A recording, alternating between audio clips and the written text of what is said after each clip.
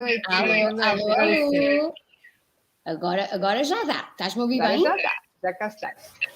Sim. Olha, muito boa noite, Marta. Bem-vinda à rubrica Alô. Entre. Para quem não sabe, Marta Castro Ferreira foi minha formadora na primeira certificação de coaching que eu fiz lá muito atrás, em 2012. 2012, há 10 anos. Verdade. Bem, E foi a grande responsável por eu chegar onde estou hoje. Portanto, a minha entrada no desenvolvimento pessoal foi graças a esta mulher maravilhosa que nós estamos aqui a ver, uma comunicadora nata e uma excelente profissional. E foi, Marta, eu nunca te disse isto, mas no primeiro dia de certificação, foi ao ouvir-te falar com aquela paixão e a entrega que tu deste logo no primeiro dia. É isto que eu quero fazer da minha vida. E, portanto, tu és mesmo a grande responsável por eu estar na área do desenvolvimento pessoal hoje. Portanto, muito grata e para mim é um grande privilégio ter-te aqui. Muito obrigada por teres aceito o convite para estar aqui. de nada, é muito fixe, é mesmo um orgulho grande de 10 anos a dar um curso e ver alunos meus, não é, que na altura eram curiosos do coaching, deixa lá ver o que é que isto é, de repente a trabalharem na área, a ajudarem outras pessoas, a criarem projetos espetaculares como este das mulheres à obra. Portanto, eu costumo dizer que é a melhor forma que têm de me agradecer, é fazerem isso depois por outras pessoas, que depois vão fazer por outras, e assim fica mais fácil de ajudar, que há muita coisa para mudar. Muita coisa, muito trabalho para fazer. Muito trabalhinho para fazer. Olha, Marta, para quem te está a ver pela primeira vez aqui, e para mulheres empreendedoras que estão aqui, e não só, quem é Marta Castro Ferreira? Ora bem, isso daria, para já, é uma constante descoberta de quem é a Marta Castro Ferreira. Há a Marta e depois há a Marta Castro Ferreira. A Marta Castro Ferreira é a minha persona, entre aspas, profissional, mas em termos profissionais, eu trabalho na área do coaching há mais ou menos 15, 16 anos, por aí. Comecei curiosamente como cliente, portanto descobri a ferramenta, comecei a fazer coisas na área, fiz a minha primeira certificação em coaching e apaixonei-me, não sabia que estas coisas existiam, não sabia que o desenvolvimento pessoal existia, nunca ninguém me tinha ensinado estas coisas na escola. Pois, na escola não se ensina, não é? Por assim dizer, e eu tipo, como é que nós não sabemos estas coisas sobre nós? Foi mesmo um encantamento enorme ter descoberto o desenvolvimento pessoal no geral e depois o coaching muito em particular, porque é uma ferramenta que eu gosto muito das coisas no desenvolvimento pessoal, trabalho com várias ferramentas, mas eu costumo dizer que eu tenho alma de coach, porque é a ferramenta que quando eu preciso que me dê resultados, mais me ajuda, mais me tira do sítio onde eu estou e mais me leva para o sítio para onde eu quero ir do que qualquer outras ferramentas que eu já conheci. Portanto, essencialmente, a Marta Castro Ferreira, antes de ser uma coach, é uma apaixonada por desenvolvimento pessoal. Acho que a vida é a minha maior paixão, apesar de todas as porcarias que a vida... já estou a ficar com lágrimas nos olhos, olha. Estão a ver? É muita paixão que esta mulher está aqui. Mas é mesmo, sabes que eu acho que é a vida, o ser humano, não é? E o desenvolvimento pessoal é isso, é tu conheceres-te como ser humano, é conheceres outros seres humanos e relacionar-te melhor com eles e relacionar-te melhor com a tua vida e com a vida dos outros também. Então acho que a Marta Castro Ferreira, eu nunca pensei nisto, mas eu sempre quis ser a girl next door do coaching. Tipo, a rapariga que é apaixonada por isto e por acaso também tem isto como sua profissão. Ao lado, não é? Exatamente, sim, que é uma rapariga, uma pessoa completamente normal, mas que tem esta enorme paixão aqui pelo desenvolvimento pessoal e pronto, portanto, depois no sentido mais formal, trabalho na área do coaching, como eu estava a dizer, há 15, 16 anos, dou formação, desenvolvimento pessoal, certificação em coaching, também muito trabalho individual e muito trabalho com grupos dentro desta área do desenvolvimento pessoal. Boa. Mas acho que a outra parte também está a querer participar aqui da nossa conversa. Ela sim, está na varanda, de olho agora. ela já participar e é bem-vinda. Olha, Martinha, Entrando agora no tema da nossa rubrica de hoje, portanto, os relacionamentos tóxicos, como é que nós os reconhecemos e como é que curamos, não é? E é um assunto que está um bocadinho na ordem do dia, e como nós falávamos há bocadinho no backstage, falávamos que é infelizmente uma coisa que se vê muito na atualidade. Olha, o que é isto de um relacionamento tóxico? Olha, eu acho que há pessoas e personalidades mais tóxicas e depois há dinâmicas tóxicas que existem em todos os contextos. Nós todos temos um lado tóxico também, nós todos temos um lado sombra, e às vezes ele ressoa com o lado da outra pessoa com quem estamos numa relação, em diferentes contextos, afetivos, profissionais, familiares, amizades, pode acontecer em qualquer contexto, mas eu acho que uma maneira muito simples para mim de descrever um relacionamento tóxico é um relacionamento em que tu sentes que as tuas necessidades não estão a ser satisfeitas, ou seja, em que tu, em vez de estás a crescer, que eu acho que é para isso que os relacionamentos servem, não é? Para que as pessoas envolvidas neles cresçam, se desenvolvam e evoluam, pelo contrário, estás uma versão um bocadinho menor de ti mesmo. Então, para mim, isto é um dos principais sinais, uma das principais bandeirinhas vermelhas de uma relação tóxica, que é quando uma ou as duas pessoas envolvidas, ou mais, seja em contexto for, acabam por não estar a ser melhores, acabam por estar a vir para trás e cada vez mais a não se reconhecerem, a perderem a sua identidade, a perderem o seu vigor e a sua força de vida. Para mim isto é um indicador de que alguma coisa na dinâmica daquela relação provavelmente é um bocadinho tóxica. E depois, como estava a dizer, pode ter a ver com uma das pessoas ou com as duas, ou seja, há personalidades mais tóxicas, um bocadinho, mas também pode ser às vezes uma dinâmica. Às vezes o meu lado sombra pode ressoar com o lado sombra da outra pessoa e a relação não funcionar. Pode não ser as próprias pessoas em si, mas a dinâmica que se cria no conjunto não ser uma dinâmica que é favorável a nenhuma das pessoas envolvidas. Olha, e que sinais, como é que nós identificamos que, porque às vezes as pessoas nem têm noção que estão a experienciar um relacionamento tóxico. Que sinais é que nos podem dar essa indicação que estamos a viver um relacionamento tóxico? Eu acho que essa é uma das perguntas que me fazem muitas vezes. Aliás, eu fui bater neste tema por experiência própria. Eu já tinha tido relações com algum nível de toxicidade, a última foi grave, foi bastante abusiva e bastante tóxica, ao mesmo tempo permitiu-me mergulhar no mundo das relações tóxicas, no mundo do narcisismo, perceber o que é que fazia com que eu atraísse este tipo de relações para a minha vida, porque elas vinham-se a intensificar, uma com um bocadinho dinâmica, depois mais um bocadinho, depois mais outra, não sei o quê. Pronto, e a última eu não quis ver, não quis curar, na altura, fingia que não queria ir ao... Há uma negação, não é? As pessoas não querem bem aceitar. Para já, às vezes nós queremos muito que funcione. Não é? Às vezes nós estamos num sítio de tal carência afetiva que nem sempre é consciente e queremos muito que a relação funcione. E então dedicamos-nos muito e flexibilizamos-nos muito e talvez se eu amar melhor, se eu fizer isto melhor, se eu fizer aquilo melhor. Então estamos sempre nesta esperança de que as coisas mudem e de que a pessoa mude, que é uma grande armadilha, não é? Talvez se eu o amar melhor ou amar melhor, talvez isto mude e seja diferente. Então às vezes perpetuamos determinado sofrimento. Mas eu diria que alguns sinais, para já, se passas muito tempo infeliz na tua relação, de uma forma muito básica, não é? Lá está, pode ter a ver com a pessoa, pode ter a ver com a dinâmica que se cria na relação. Mas nenhuma relação existe, os momentos de infelicidade fazem parte, as relações não estão sempre... Claro, tudo sempre é alta, não é? Claro, os conflitos existem e bem geridos até servem imenso para podermos crescer, para podermos evoluir, mas tu passas 80% do teu tempo na tua relação mal, então provavelmente há aqui alguma coisa que para ti não funciona, até pode funcionar para o outro ou não, normalmente se um está descontente é difícil a relação funcionar, mas que pode não funcionar para ti.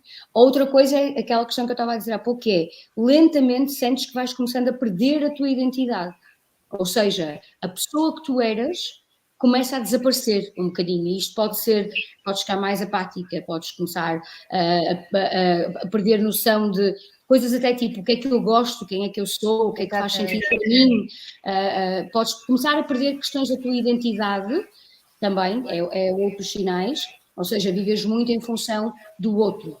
Que é outra coisa, outra bandeirinha vermelha também importante, que é a questão das necessidades, que é quando a relação não serve as minhas necessidades. E nós temos muitas vezes um conceito de que, principalmente as pessoas mais empáticas, que as relações são para dar, não é? O humor internacional. Uma relação saudável é uma troca. Eu dou e eu recebo. Claro, é um equilíbrio, não é? Tem que haver dar e receber. Eu acho que é o equilíbrio da vida, é dar e receber. Portanto, Claro, se estás numa relação só a dar, aliás, há um esvaziamento de energia, porque estás constantemente a dar. É isso que eu estou a dizer, né? De repente dás tanto que já, aliás, continuas a dar quando já não tens nada para dar. Exatamente. É o que acontece a maior parte das vezes, uma pessoa continua e já não há rigorosamente nada, nem a nós próprios, quanto mais aos outros. Mas acho que esta questão aqui das necessidades, ou seja, qualquer relação existe para satisfazer as minhas necessidades, para eu satisfazer as necessidades do outro, lá está, nesta troca que estávamos a falar, mas também para ter as minhas necessidades emocionais, psicológicas, físicas, materiais, satisfeitas também. E se a relação não está a satisfazer as minhas necessidades, então também há aqui alguns parâmetros que temos que olhar um bocadinho para eles e tentar percebê-los de uma outra forma. Portanto, diria assim, esses 3 sinaizinhos são sinais importantes, para além depois, obviamente, de questões de abuso. Esses já seriam sinais vermelhões, por assim.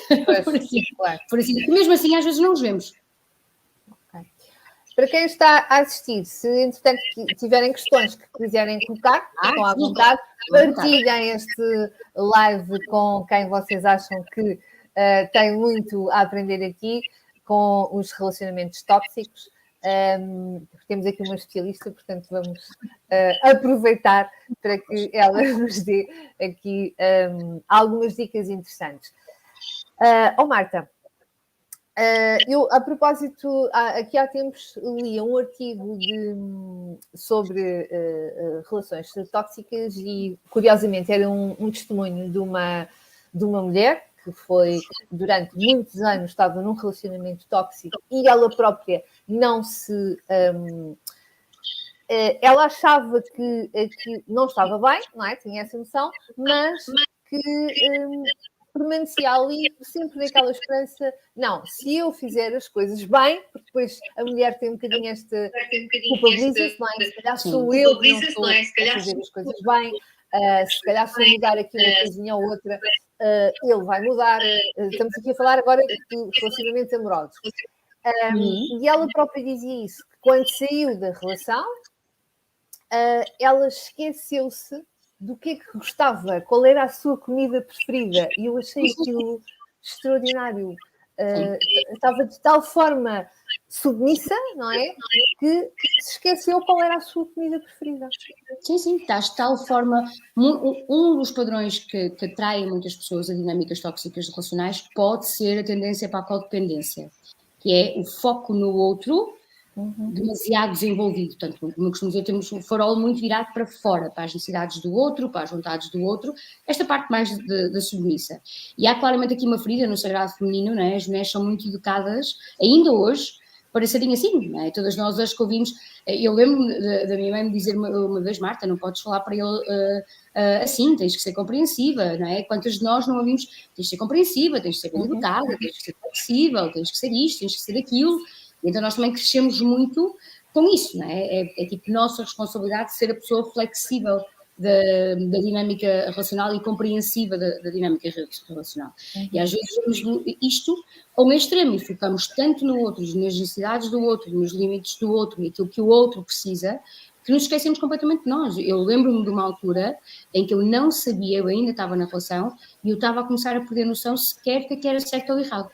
Eu começava a não saber, tipo, eu tinha necessidade de falar com amigas minhas e dizer, olha, isto é normal, tipo, isto é saudável, isto não é. Tinha necessidade às vezes até de me ouvir a mim a falar com outras pessoas para tentar começar aqui a perceber, ou seja, eu fui perdendo os contornos e os limites da minha identidade, foram lentamente se esvaziando e se esbatendo e, portanto, sem dúvida, depois quando eu hoje em dia trabalho muito com mulheres e homens também, que estão a sair destes relacionamentos, estão a curar-se um bocadinho destes padrões, alguns acompanhar mesmo o processo de transição, e isto é muito comum, eu perguntar à pessoa o que é que ela gosta de fazer, o que é a apaixona, quem é que ela é, quais são os valores importantes para ela, e a pessoa, tipo, não pensa nisso há anos.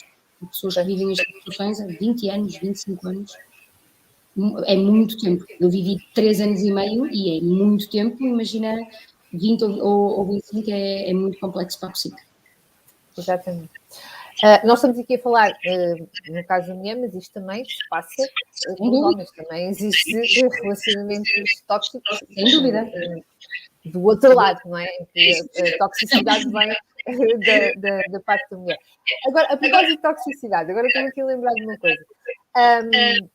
Numa relação tóxica, a pessoa que intoxica, digamos assim, acaba por também promover uma toxicidade e do outro lado a pessoa também passa a ser tóxica. Não é? Pronto, desperta lá está, o lado de sombra também da outra pessoa. Exatamente, que é puxa. O que acontece com estas dinâmicas é que vão puxar pela pior parte da tua sombra, pela tua parte mais tóxica cá para fora. Eu devo dizer que quando eu recorri à terapia, eu não recorri por causa da pessoa com quem eu estava. Eu recorri porque eu estava a ficar muito assustada com aquilo que estava a acontecer comigo, com as minhas reações, com os meus comportamentos, coisas que eu nunca tinha tido, coisas que, por exemplo, eu nunca berrei tanto como eu berrei com aquela pessoa, nunca discuti tanto como eu discutia com aquela pessoa. E isto começou-me a assustar e a preocupar em mim, que é o que é que está a acontecer comigo? E quando eu me sentei na cadeira de terapia, a minha primeira frase para a minha terapeuta foi: ou eu sou uma pessoa completamente diferente da pessoa que eu achava que eu era, ou alguma coisa muito estranha está a acontecer aqui na minha vida, porque eu estou a ter reações que eu nunca tive.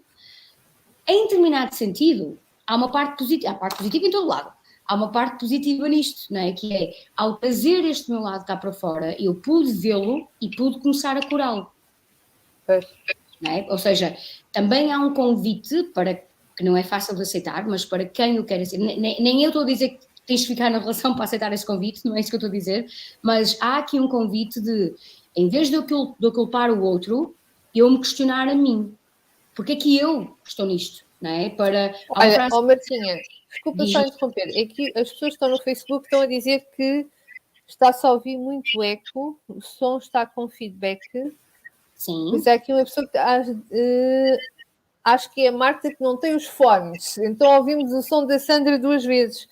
Mas no Instagram está tudo bem, não está? Não tinha que estar no Instagram. Então, acho que sim. E agora, está melhor? Só baixar aqui. Eu fiz o que tu disseste, eu tirei o som do computador.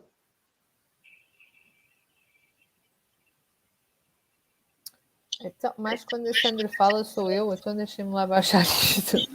Será que sou eu? Mas o meu também está. Não tenho som no computador. Também e agora, estão a ouvir? Alô, alô? Som da Sandra. Então, espera aí, deixa-me lá tirar aqui. Vou tirar aqui do telemóvel e vou fazer ao contrário. Vou tirar do telemóvel e pôr aqui no...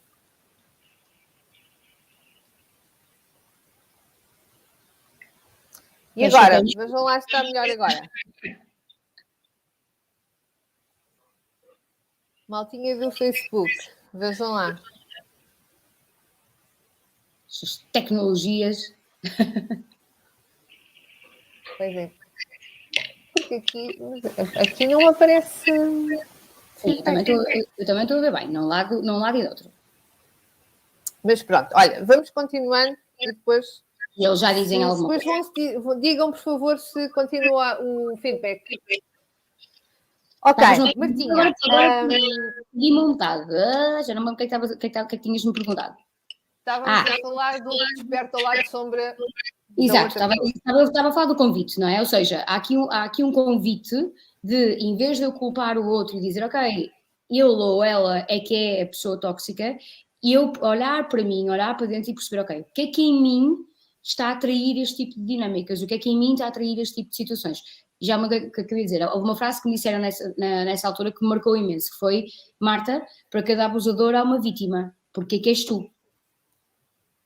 Porque é que és tu, ou seja, o que é que em ti está a fazer com que lá está, a tua sombra ressoe com a sombra do outro e haja esta dinâmica tóxica na relação. E isto é uma coisa importante que é, em vez de eu passar sempre só a culpar o outro, isto ou aquilo, eu também posso ter aqui um grande processo de autoconhecimento meu, de perceber o que é há dentro de mim para curar, o que é há dentro de mim que me faz estar neste tipo de situações e como é que eu posso fazer isso de uma forma diferente. Exatamente. Ok. Olha, e como é que uma pessoa que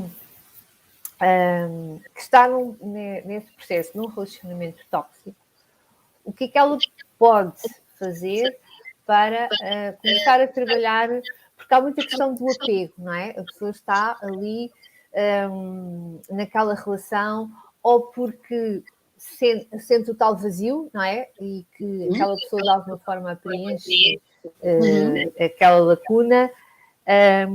Como é que a pessoa pode começar a trabalhar esse apego, Marcia? Olha, é um caminho longo, não é um caminho fácil. Obviamente depois depende da dinâmica e da intensidade. Por exemplo, o narcisismo, as relações narcísicas estão na base da grande maioria das relações tóxicas e são relações muito complexas de sair.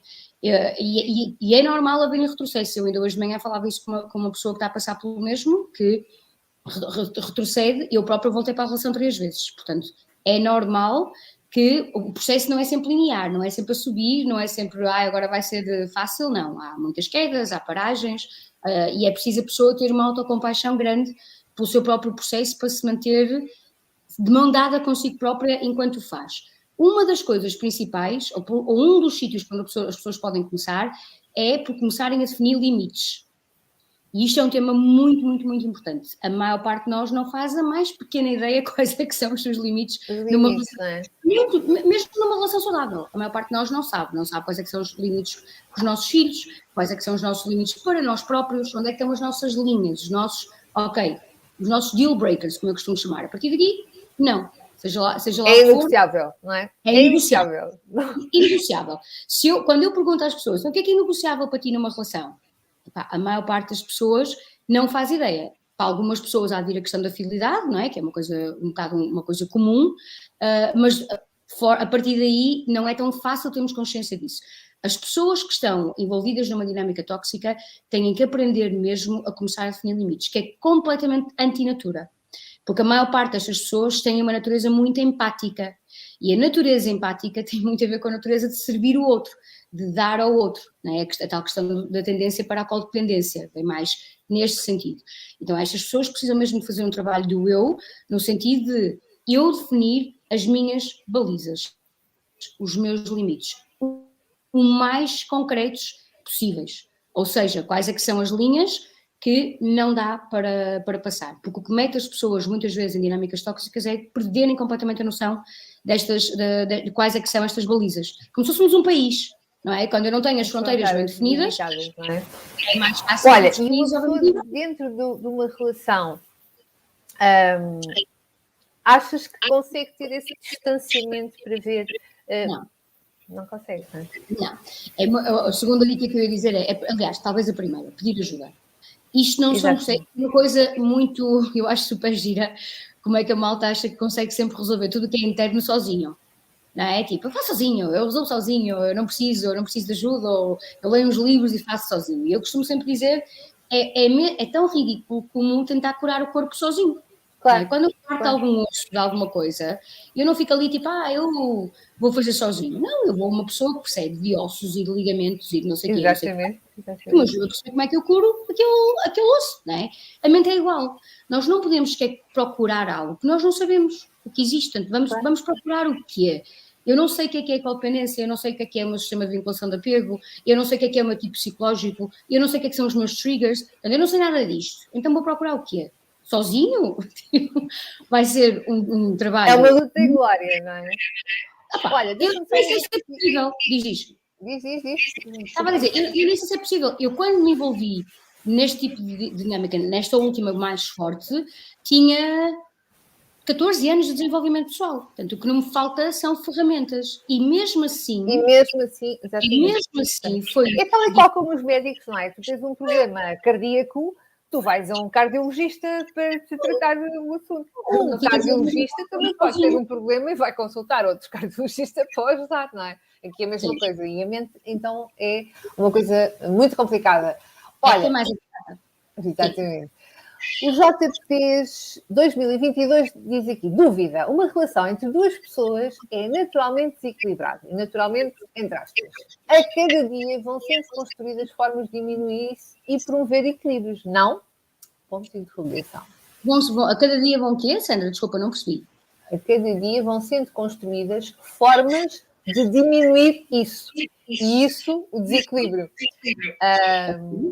E promover o equilíbrio, não? E depois, logo a seguir, isto tem uma outra questão. Será uma relação tóxica situacional em diálogo desigual, de excesso de poder de um lado em relação ao outro? Claro, foi aquilo que eu disse há pouco, não é? Ou seja, por exemplo, pegando aqui no exemplo das relações narcísicas, claramente o poder está do lado do narcisista, não é? A dinâmica mais comum é narcisista, que é o exagero do foco no eu, codependente, que é o exagero do foco no outro. Esta é a dinâmica mais comum nas relações narcísicas e na grande maioria das relações tóxicas.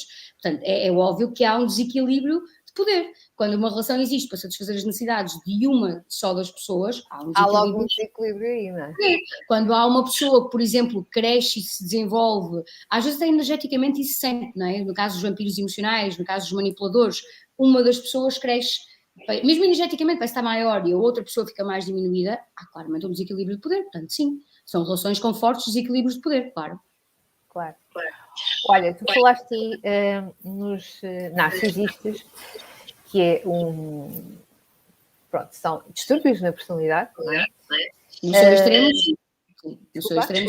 No seu extremo, sim. E uma pessoa narcisista, o que sinais é que nós detectamos? E eu vou falar, eu trabalhei com uma pessoa narcisista e é muito complicado. Trabalhar, por cima, quando essa pessoa faz parte da sistema, não é? Porque tu falavas aí de vampiros de energia, autênticos vampiros de energia. E eu acho que as pessoas que são os dadores, digamos assim, aqueles que estão na vida a servir os outros, são as presas fáceis. São, sem dúvida. E eu saía, quando trabalhava nessa empresa, eu saía literalmente ao final do dia da empresa completamente vazia, de rastros, como se um caminhão me tivesse passado por cima, diariamente. Parece que a minha energia tinha sido sugada completamente. E foram dias muito complicados. E foi. É assim, o narcisismo, tal como a codependência, tem níveis. Nós todos temos tendências narcísicas. Não é? Ou seja, aqui temos que as ter, caso contrário não defenderíamos o nosso eu. Portanto, em termos mesmo de sobrevivência da nossa espécie, nós temos tendências narcísicas. Tal como a codependência, isto há níveis e isto há graus. Há o comportamento narcísico, há dinâmicas narcísicas e depois há, no seu extremo, o distúrbio de personalidade narcisista. Estavas-me a perguntar como é que se identificava, é isso? Não é nada fácil. Porquê? Porque a tendência nas relações narcísicas é, no início, serem espetaculares. Por exemplo, a minha foi assim, o meu primeiro ano e meio foi um sonho. Um sonho, normalmente esta relação, esta pessoa vai-te dar a principal carência de infância, vai tapar a principal feridinha de infância. E agora estava a vir aqui a ver as coisas do Facebook. Do Facebook, sim. Estava aqui distraído. Normalmente vai tapar a tua principal carência de infância. No meu caso, por exemplo, foi a presença física, emocional, o colo emocional, uma coisa que me faltou muito na minha infância. Tive outras coisas, obviamente, mas essa faltou. E esta pessoa, durante o primeiro ano e meio, tapou completamente esse buraco. Eu nem sabia como é que eu tinha acertado, mas como é que eu acertei assim, tipo, à primeira? Como é que se diz? A coisinha toda, a listinha toda, não é? Tipo, check all the boxes. Checklist. Exatamente, estava tic, estava lá tudo. A partir do ano e meio, quando as coisas começaram a ficar um bocado mais sérias e quando começaram a vir temas mais sérios e quando eu comecei principalmente a confrontar e a definir limites, as coisas começaram a correr de uma maneira muito, muito, muito diferente. As relações narcísicas têm uma tendência, desenvolvem muito rápido. E isto é uma coisa, por exemplo, quando estamos numa fase de recuperação deste tipo de padrões, que temos que ter atenção nas próximas relações, andar muito, muito devagarinho, porque os narcisistas são manipuladores como eu nunca vi nenhum outro tipo de personalidade ser, pelo menos até agora, da minha experiência, são mestres de manipulação. Do ponto de vista da palavra, está tudo lá. Sim, porque eles conseguem ser muito envolventes, muito carismáticos, não é? Aliás, Sedutores até. sim, no mundo do narcisismo chamam-se os 3 Cs: confiantes, carismáticos e... Ai, agora esqueci-me do charming, como é que é? Charmosos. Charmosos, carismáticos e confiantes. São os 3 Cs do narcisismo. Então, por isso é que são muito encantadores no início. E podem ser durante muito tempo. Era isso que eu ia dizer, porque eles não mostram logo as garrinhas, digamos assim, ao princípio. Não, até porque há também diferentes tipos de narcisista. Né? O que nós mais facilmente reconhecemos é o chamado grandioso, né? Aquela pessoa que nós até brincamos, o complexo narcísico, né? Que a pessoa que acha que tudo eu tenho, eu posso, eu mando, e os meus bens materiais, e o meu trabalho, e o meu estatuto, e não sei o quê. Mas não é o único tipo de narcisismo, e há narcisismos um bocado mais subtis, nomeadamente o covert, que é o vítima, por exemplo, que é muito mais difícil de topar e de apanhar.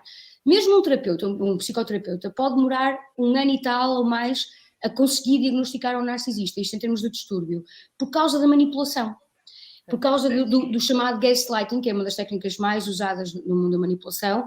Então é preciso ligar muitos pontinhos, é preciso estar muito atento às incongruências da história para começar a apanhar este tipo de personalidades, este tipo de dinâmicas. Então pode não ser fácil, por isso é que é importante numa fase inicial, principalmente para as pessoas que têm padrões que atraem este tipo de dinâmicas, irem muito devagar nas suas relações, não se encantarem e nem se deslumbrarem muito, muito rapidamente e não desenvolverem a relação muito rápido. Isto é uma das coisas mais comuns neste tipo de dinâmicas.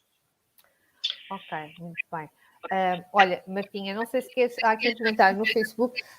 A maltinha que está no Facebook, se forem lá ao link do StreamYard para o Facebook autorizar a visualização dos vossos nomes, porque de outra forma não conseguimos, aparece-nos aqui só Facebook User.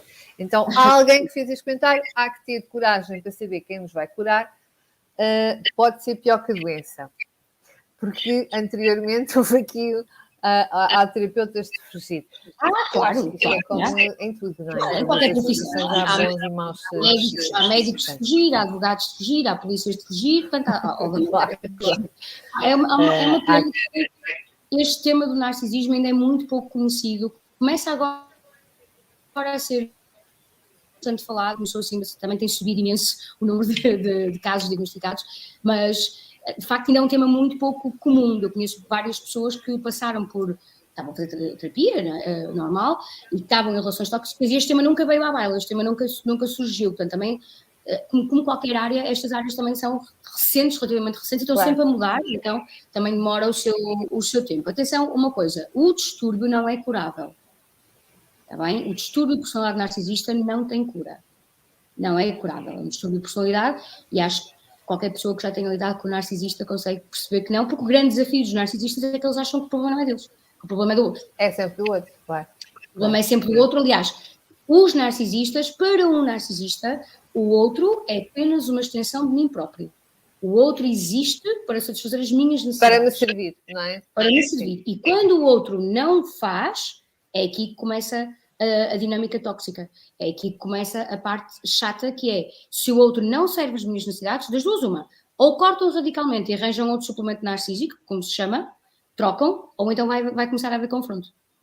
E são exímios a fazer aquilo que o chamado virar o bico ao prego, não é? Facilmente, manipular, a culpa é sempre do outro.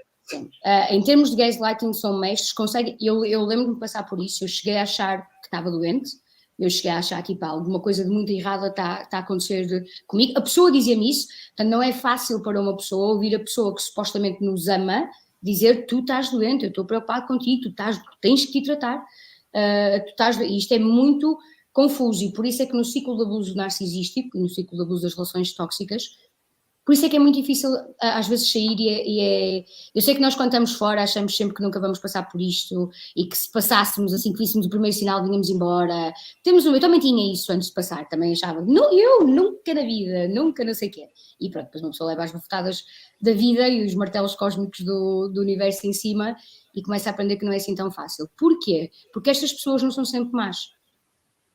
Estas pessoas não estão sempre nesta dinâmica tóxica. Estas pessoas alternam esta dinâmica com aquilo que se chama fases de extremo love bombing, em que a vítima é idolatrada, em que a vítima é espetacular, em que és a pessoa da minha vida e imenso amor, imenso amor. E então isto confunde, além de criar uma coisa chamada ligação traumática por causa dos neurotransmissores que fluem no cérebro nestas diferentes oscilações, isto confunde imenso as pessoas que estão a viver, que é com quem é que eu estou afinal. Não é? Quem é esta pessoa com quem eu estou a viver? Porque há alturas que eu a amo e há alturas que eu a odeio. O que é que está a acontecer aqui? Então não são processos fáceis de fazer sozinhos e de sair rápido. E as pessoas acabam muitas vezes por quem é vítima, digamos assim, está a passar por uma coisa dessas, acaba por se isolar muitas vezes, porque se ela vai comentar ou com os amigos ou com a família o que está a passar, as pessoas dizem, sai disso, que disparate, o que é que se fosse comigo eu fazia, acontecia, etc. E a pessoa acaba por se retrair e fica muito só, não é? Esse é um grande desafio, que é, nós somos, e no bom e no mau, não é? Nós somos julgativos por natureza, então temos muitas opiniões. O que eu estava a dizer há pouco, achávamos que, eu nunca passaria, eu nunca nasceria. Mas se me dissessem a mim que eu algum dia iria almoçar ou jantar com uma pessoa, pagar-lhe o almoço e o jantar, porque é outra tendência, outra característica das relações narcísicas é que normalmente são sustentadas por uma das pessoas, e a pessoa tirava uma fotografia em que afastava o meu prato para fingir que estava sozinho, entre aspas. Se alguém me dissesse que eu me ia sujeitar a isto durante 3 anos, eu iria dizer, mas é maluco da cabeça. Mas infelizmente os processos são mais complicados do que isso, e há coisas em nós para ir resolver e para ir cozer, e que nos estão a atrair para este tipo de dinâmicas. E sim, há uma tendência no mundo do narcisismo, por acaso eu não passei por isso, mas não sei se foi porque fui eu ou pelo tipo de narcisista que era, de tentar isolar a pessoa. Portanto, muitas destas pessoas acabam por se desprender dos amigos, por ficar cada vez mais isoladas, e depois também isso, não é? Que acabam por ter vergonha daquilo que estão a passar e daquilo que está a acontecer dentro de portas, o que não facilita de todo o processo. Olha, há aqui uma pergunta no Facebook, mais uma vez no Facebook User. Manipulação é consciente? Coloquem o vosso nome, por favor. Manipulação é consciente, Marta? Eu acho que é. Eu acho que é. Não sei se é aquele tipo de consciência de vou fazer, sendo que há os narcisistas maléficos, atenção, que muitos deles dão na sociopatia e na psicopatia, mas isso é os casos mais extremos e mais graves, mas não acho tanto que seja aquela coisa de vou fazer por maldade ou isto ou aquilo, mas acho que estas pessoas sabem. Então, eu lembro-me da primeira vez que me virei para trás, lembro-me do sítio onde eu estava e de me virar para a pessoa e dizer, tu estás-me a manipular, e a pessoa sorrir. E eu acho que eles sabem, acho que eles não fazem. Estas pessoas carregam feridas gigantes dentro delas, atenção. O desenvolver deste tipo de personalidade também é um mecanismo de coping, de lidar com feridas gravíssimas de infância. Agora, o facto de terem sido... Aliás, há aquela frase que se costuma dizer, a pessoa que quem magoa é uma pessoa magoada, não é? Claro que sim.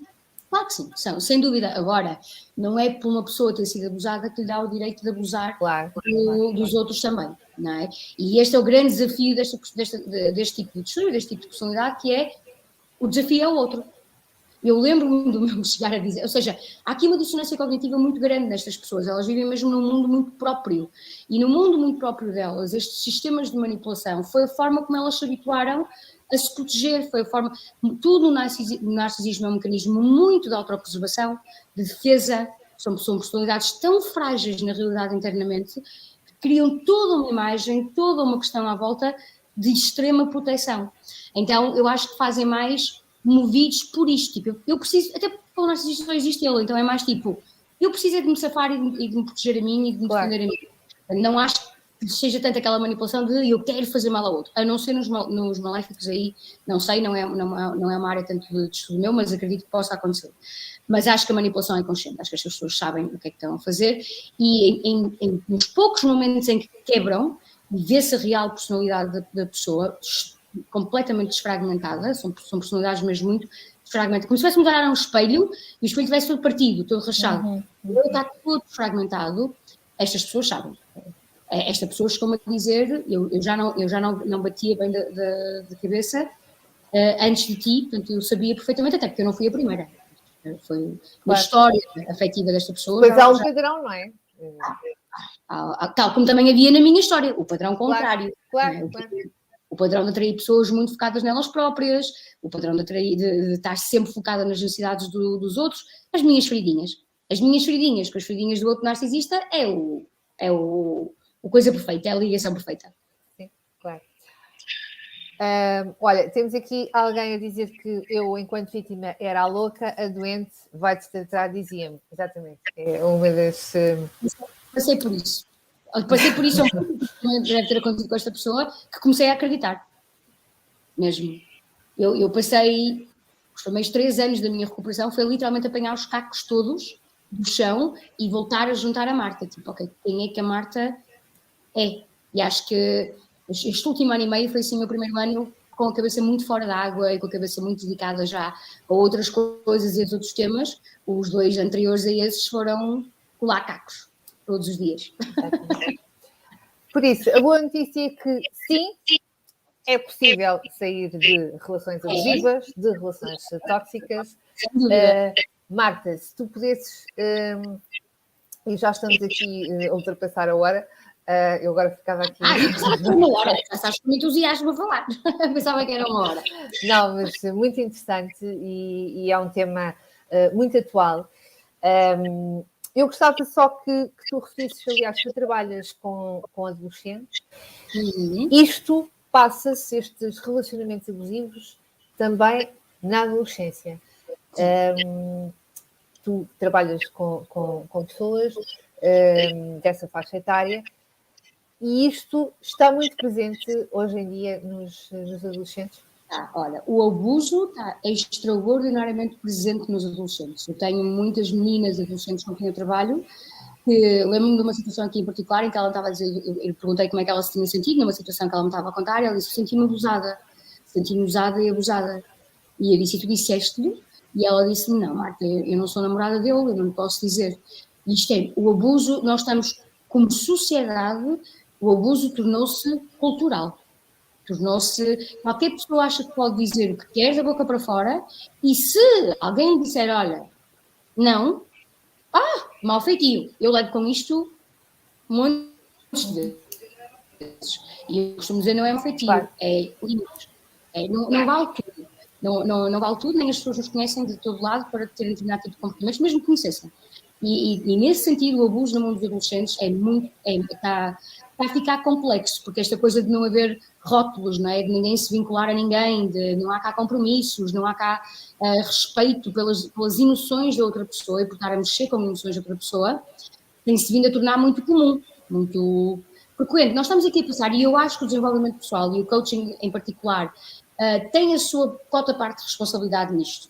Nós estamos aqui a passar por uma fase de extremo desenvolvimento do eu, não é? Uhum. Eu posso, as minhas necessidades... Tudo é permitido, não é? Só há direitos. Exatamente, só há direitos. Eu posso tudo, porque eu sou assim. Ok, tu és assim, mas tu não tens direito de ser assim, andas a vomitar por cima das outras pessoas e a magoar as outras pessoas. Claro. Portanto, queres ser assim para ti, sozinho e enfiado, na boa, o que tu fazes com a tua vida é teu. O que tu fazes com a vida dos outros não é bem assim. Há uma coisa que se chama responsabilidade emocional ou responsabilidade afetiva que nós todos deveríamos ter um bocadinho, que é quando nós nos relacionamos com outra pessoa, seja em que contexto for, pode ser uma conversa, nós estamos a puxar emoções e nós estamos a mexer em coisas que a outra pessoa também tem e feridas que a outra pessoa também tem e nós devemos ter consciência e responsabilidade sobre isso. No mundo dos adolescentes isto está um bocado perdido, isto está um bocado, não existe, o que existe é as minhas necessidades, eu quero, depois achamos que, se eu disser à pessoa que é uma coisa casual, isso resolve tudo, isto não resolve nada, porque muitas das vezes nós sabemos que estamos a dizer isso, nós, ou eu, mesmo nos adultos isto acontece, eu sei que eu estou a dizer isso, eu sei que a outra pessoa está a ceder só porque está carente. E eu sei disso e uso isso a meu belo favor. Portanto, há aqui muitas dinâmicas.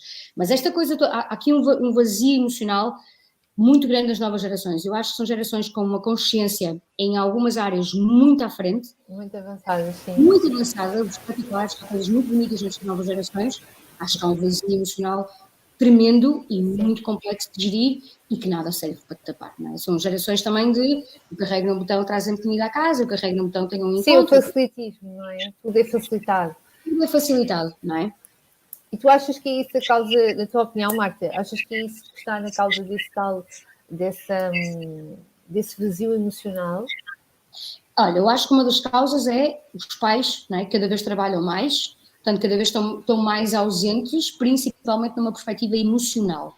Não tanto na questão prática ou operacional, mas do ponto de vista emocional, do ponto de vista psicológico, acho que nós não estamos a viver sociedades em que nós, de facto, paramos para os ouvir, paramos para conversar, paramos para conectar. É tudo muito rápido, é tudo muito vivido, não é? Nós queremos estar sempre de estímulo em estímulo, de viagem em viagem, de roupa em roupa, de restaurante em restaurante. Estamos viciados nesta coisa do consumo e do estímulo imediato. E então isso não ajuda, não é? Acho que a maior parte dos adolescentes acabam por crescer muito sozinhos, principalmente, lá está, aqui do ponto de vista emocional, e nisso eu acho que a minha geração tem que meter um bocado a mão na consciência e perceber que falhou aí um bocadito. Falhamos aí um bocadito nessas... Sim, porque fomos nós que os educámos, não é? E portanto... Alguém nos educou, não. Nós somos filhos, pelo menos a maneira como eu olho um bocado, nós somos filhos de uma geração em que tudo era difícil, não é? Sim. Tens que mostrar que... Exatamente, nós temos os overachievers que têm que conquistar, que têm que ser promovida na próxima carreira, que têm que fazer isto, que têm que ter uma casa melhor, um corpo melhor, uma roupa melhor. Nós somos essa geração, então dedicamos-nos muito a provar exteriormente que tínhamos valor. E no meio disso tudo, talvez tenhamos perdido um bocadinho a capacidade de nos conectarmos, principalmente com os nossos pequenitos, não é? De tirar um bocadinho o foco no trabalho, Eu ouço muitos pais dizerem isto, eu lembro-me de uma vez, aqui há muitos anos, um amigo meu me dizer, num curso, num retiro, me dizer, mas eu preciso ter um carro bom porque é a segurança dos meus filhos. E eu lembro-me de estar assim a pensar, os teus filhos precisam de sentir seguros contigo. Isso tem que vir antes. Mas lá está, como nós somos criados por pais que tiveram muito pouco, não é? Somos assim aquela geração ali do meio que até teve as coisas no sentido de conforto material e também ainda foi tendo um bocadinho da parte emocional, mas que foi muito educada de tens de fazer a vida. Tens que lutar para conseguir, tens de trabalhar para conseguir. E depois aos nossos filhos que dizemos facilitar. Não tens de trabalhar tanto para, não é? Quisemos dar-lhes tudo e resolver a vida deles toda, e os miúdos, por exemplo, uma das grandes dificuldades nos adolescentes é uma incapacidade de lidarem com a frustração. Exatamente. Com as más, porque não estão habituados. Porquê que eu vou estar aqui a discutir com uma pessoa, a entrar em conflito com uma pessoa, eu vou para o Tinder e amanhã tenho um encontro com outra? Exatamente. E a facilidade hoje é com o A, amanhã com o B, com o C, que é a tal rapidez que tu falas. Passamos de relação em relação, de roupa em roupa, de carro em carro, de casa em casa. E o mais engraçado, Sandra, é que nada disso tapa o buraco. Não é? Nós fazemos isso porque precisamos sempre mais. O nosso buraco emocional é tão grande que aquela casa não dá, tem que vir outra. Aquele carro não dá, tem que vir outro. Aquele corpo não dá, tem que vir outro. Aquela roupa não dá, tem que vir outra. Mas nunca chega. Eu costumo dizer que nós somos um bocado como se tivéssemos um saco de areia roto assim às costas. Está roto, estamos sempre a enfiar para lá a areia, não é? Com mais coisas e mais conquistas e mais não sei o quê, mesmo profissionalmente, não é? Mais escaladas profissionais. E nunca é esse. O saco está roto, não é? Tudo que nós estamos a mostrar a cair, não é? Preciso parar o saco e ir cozer o saco. E o saco dá muito trabalho e muito desconforto de cozer e por isso é que a maior parte de nós não os faz. É mais fácil pôr o penso rápido da próxima relação, da próxima pessoa, da próxima aventura casual e ir levando a vida assim. Olha, e então a solução é, na tua opinião, passa por autoconsciência, passa por as pessoas de facto se conhecerem, se tornarem conscientes. Um amigo meu disse-me uma frase que eu gosto muito, ele diz: tudo pode ser sagrado ou profano, depende do nível de consciência com que tu o fizeres. E eu gosto de olhar para a vida assim. Tenho nada contra coisas casuais, nada, desde que sejam feitas com consciência. Então eu acho que as pessoas têm que ser incentivadas a fazerem melhores escolhas. E como é que isso trabalha? Ganhando mais consciência sobre as coisas. Sobre mim, não é? Ganhar mais consciência sobre mim, aquilo que está a acontecer dentro de mim, ganhar mais consciência sobre o outro e ganhar mais consciência sobre nós, no geral, enquanto todo. E por isso é que eu dediquei a minha vida a trabalhar no desenvolvimento pessoal e a acender pequeninas luzinhas de consciência, não é? Ver se as pessoas que estão neste live e outras aguçam o apetite de se irem conhecer, de se irem trabalhar, de irem mergulhar um bocadinho em si que eu não vejo outra forma de ajudar a coisa a mudar. Trabalhar no ser, não é? No ser, no autoconhecimento. Vir para dentro. Sim, eu acho que vinha para dentro. Antes do ter, do fazer, tem o ser, não é? Começa por aí. As pessoas estão muito focadas no ter. Esquecemos disso. Não é? Esquecemos Okay. disso. Olha, Marta, falar de desenvolvimento pessoal e no trabalhar do ser. Vem aí uma certificação, não é? Estás a prepará-la? Pois é, já não sei se já estávamos em off ou se já estávamos ligados. Sandra já fez a certificação dela há 10 anos, portanto se mostra quanto eu sou velhinha nisto. Mas sim, vem aí uma nova certificação em coaching agora em novembro, no Porto 18, 19 e 20, e em Lisboa acho que é 26, 27 e 28. É no fim de semana a seguir, sexta-feira, sábado e domingo dessa semana. Boa. Olha, para preparar aqui o 2023, portanto, sair em beleza do 2022 e entrar com novas ferramentas em 2023.